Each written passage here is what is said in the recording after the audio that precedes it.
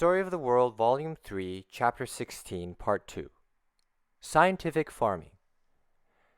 It's 5 o'clock on a cold, dark March morning.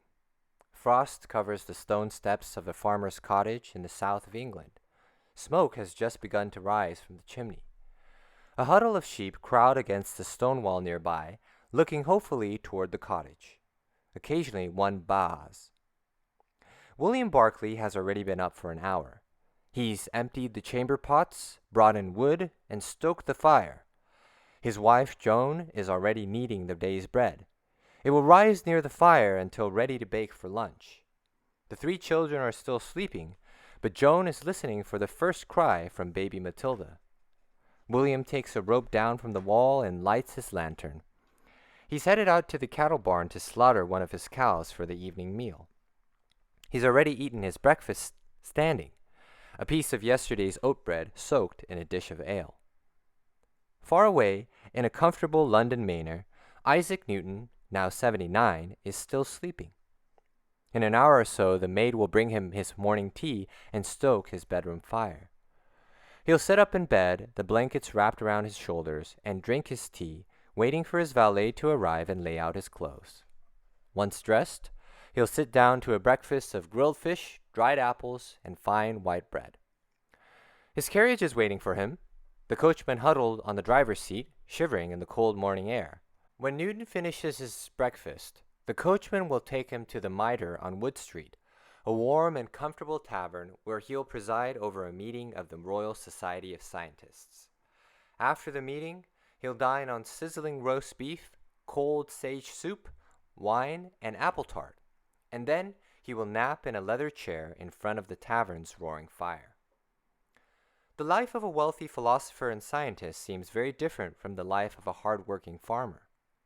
But although Newton, Locke, and the other thinkers who tried to discover universal laws were wealthy men who could afford to spend their days writing and thinking rather than working with their hands, the universal laws they laid out changed the lives of farmers like William and Joan. As William goes through his day, he'll be farming in a different way than his grandfather and great-grandfather.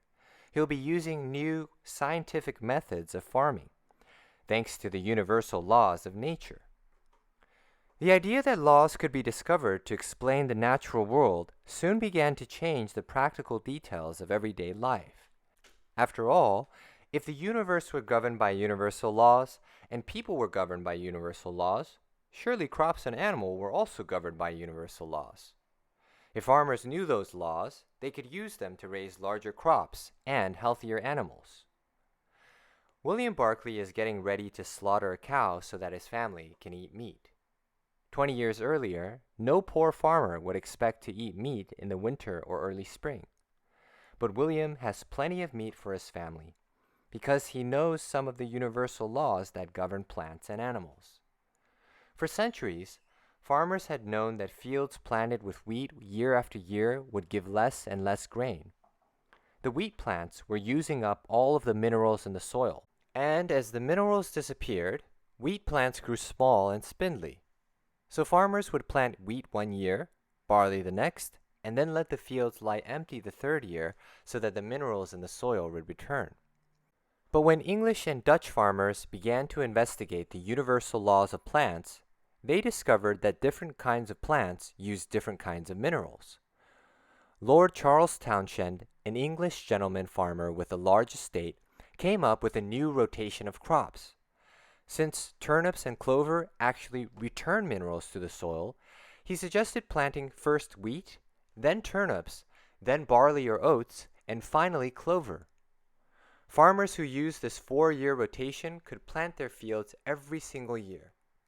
They had more grain and more food for cattle, since cows liked turnips and clover. Soon, most English farmers were using Townshend's crop rotation, and Townshend had earned himself the nickname Turnip Townshend. Since farmers now had more grain and more cattle food, they could afford to keep larger herds of cattle alive all year long. Now they could eat meat any time of the year. William Barclay and his family will eat beef for dinner tonight. After William Barclay prepares his meat to be cooked, he heads over to the sheep pen to feed the flock. William's sheep are big, round ewes with plenty of thick wool. William has spent the last few years carefully breeding his best sheep together, hoping for large, healthy lambs. Now his flock is the finest in the countryside. William's grandfather couldn't breed his best sheep together.